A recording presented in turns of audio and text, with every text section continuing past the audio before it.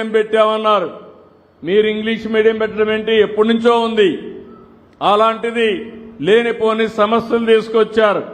ఇంకో పక్కన చూస్తే ఎక్కడికక్కడ టీచర్లందరికీ బాత్రూమ్ ల్యాపులు తీయమని, ఫోటోలు తీయమని, అవన్నీ పంపించమని నానా బాధలు పెట్టే పరిస్థితికి వచ్చారు. అన్నిటికీ స్వస్తి పలికాం. టీచర్ని గౌరవిస్తాం, గౌరవప్రదంగా చూస్తాం.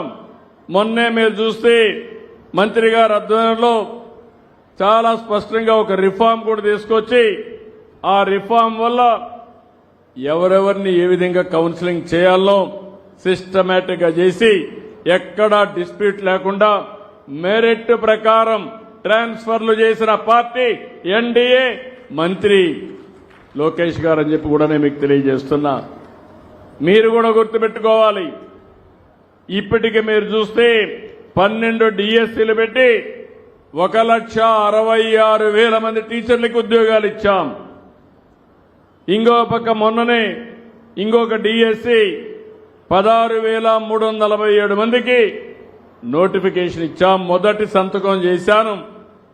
రేపు ఆగస్టు లోపల అందరినీ మళ్లీ స్కూలుకు పంపించే బాధ్యత మినిస్టర్ గారిదని చెప్పి మరొక్కసారి గుర్తు చేస్తున్నాను.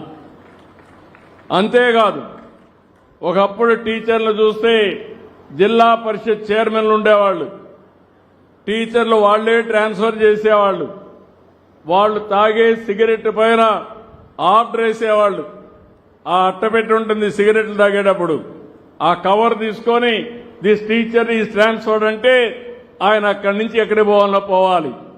ఇవి కాపాడుకోవడానికి నిద్ర లేసి రాజకీయ నాయకుల ఇళ్లలో కాపలా కాసేవాళ్ళు టీచర్లు. ఆ రోజు నేను ఆలోచించి టీచర్ అనేవాడు గౌరవంగా ఉండాలని ట్రాన్స్ఫర్స్ అన్ని మెరిట్ ప్రకారం కౌన్సిలింగ్ తీసుకొచ్చిన పార్టీ ఎన్డీఏ పార్టీ, తెలుగుదేశం అని చెప్పి కూడా నేను మీకు తెలియజేస్తున్నా.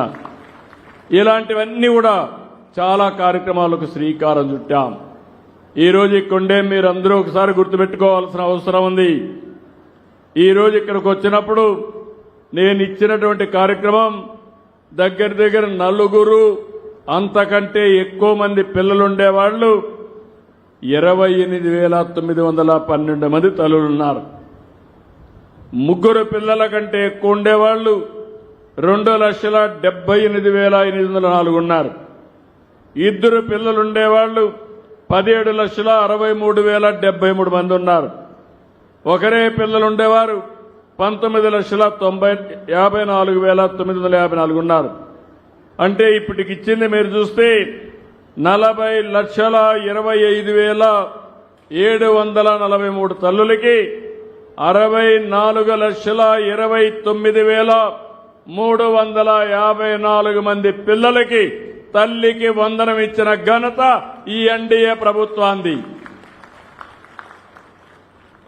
ఇలాంటివి చేసినప్పుడు మనందరం కలిసి ఈరోజు డబ్బులు ఉన్నాయని కాదు, సమస్యలు లేవని కాదు, చాలా ఇబ్బందులున్నాయి. 5 సంవత్సరాల పరిపాలనలో 10 లక్షల కోట్ల రూపాయలు అప్పు చేశారు. ఇంకో పక్క వడ్డీ కట్టాలి, అప్పులు కట్టాలి. నేను చెప్పిన సూపర్ 6 నిలబెట్టుకోవాలి. ఎన్ని కష్టాలు వచ్చినా నేను చెప్పిన మాట నిలబెట్టుకుంటామని మరొకసారి మీ అందరికీ తెలియజేస్తున్నాను. నేను గాని ఈ మంత్రివర్గం గాని ఎన్డీఏ పార్ట్నర్స్ అయినటువంటి పవన్ కళ్యాణ్ గారు గాని అదే మాదిరిగా బీజేపీ గాని మేము చెప్పిన మాట నిలబెట్టుకోవడానికి రాత్రింబగళ్ళు పనిచేస్తున్నాం. తప్పకుండా నిలబెట్టుకుని మీకు మెరుగైనటువంటి సేవలు అందించడానికి ముందుకు పోతామని చెప్పి కూడా నేను మీకు తెలియజేస్తున్నా. ఈరోజు ఇక్కడికి వచ్చినప్పుడు నేనే మిడ్ డే మీల్ స్కీమ్ కూడా తీసుకొచ్చాను. మీరు ఒక్క విషయం గుర్తుపెట్టుకోవాల్సిన అవసరం ఉంది. 1995లో ఆగస్టు 15న ఏదైతే మిడ్ డే మీల్ స్టార్ట్ చేసి రేషన్ ఆ రోజు రా రేషన్ కింద ఇచ్చాం. ఆ తర్వాత 2001లో మధ్యాహ్న భోజనాన్ని ప్రారంభించాం.